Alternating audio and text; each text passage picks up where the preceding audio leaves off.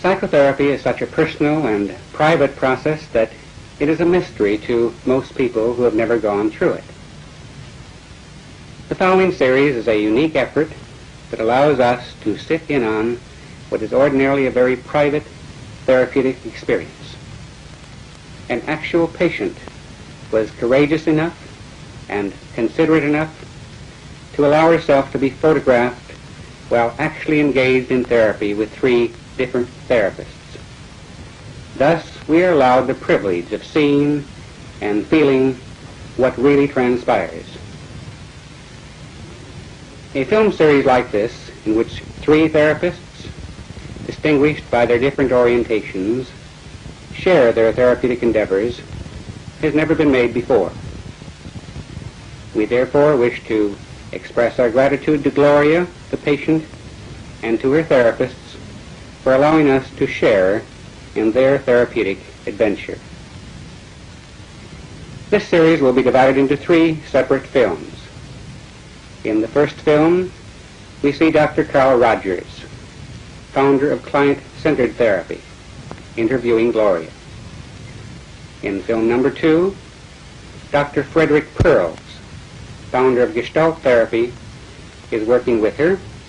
And in film number 3, Dr. Albert Ellis, founder of rational emotive therapy, is our therapist. Each therapist will first describe his system of therapy briefly. He will then demonstrate his work with Gloria, and then he will comment briefly on his work. Now, here is Dr. Carl Rogers. From my own years of therapeutic experience, I've come to feel that if I can create the proper climate, the proper relationship, the proper conditions, a process of therapeutic movement will almost inevitably occur in my client. And that is, what is this climate? What are these conditions? Will they exist in the interview with the woman I'm about to talk with, whom I've never seen before? Well, let me try to describe very briefly what these conditions are as I see them. First of all, one question is, can I be real in the relationship? This has come to have an increasing amount of importance to me over the years. I feel that genuineness is another way of describing the quality I would like to have. I like the term congruence, by which I mean that what I'm experiencing inside is present in my awareness and comes out through my communication. In a sense, when I have this quality, I'm all in one piece in the relationship. There's another word that describes it for me. I feel that in the relationship, I would like to have a transparency. I would be quite willing for my client to see all the way through me, that there would be nothing hidden. And when I'm real in this fashion that I'm trying to describe, then I know that my own feelings will often bubble up into awareness and be expressed, but be expressed in ways that won't impose themselves on my client. Then the second question I would have is, will I find myself praising this person? caring for this person. I certainly don't want to pretend a caring that I don't feel. In fact, if I dislike my client persistently, I feel it's better that I should express it. But I know that the process of therapy is much more likely to occur, and constructive change is much more likely, if I feel a real spontaneous prizing of this individual with whom I'm working. A prizing of this person as a separate individual. You can call that quality acceptance, you can call it caring, you can call it a non-possessive love, if you wish. I think any of those terms tend to describe it. I know that the relationship will prove more constructive if it's present. Then the third quality, will I be able to understand the inner world of this individual from the inside?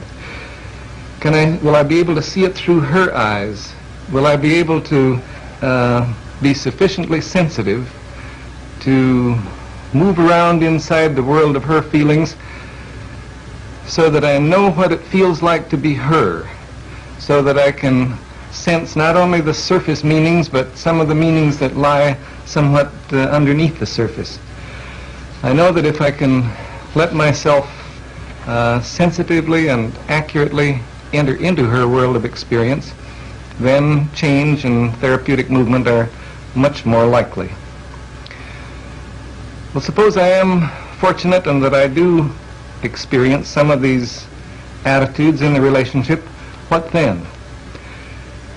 Well, then a variety of things are likely to happen, both from my clinical experience and from our research investigations. We find that if attitudes of the sort that I've described are present, then quite a number of things will happen.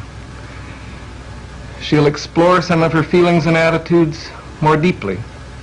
She's likely to discover some hidden aspects of herself that she wasn't aware of previously.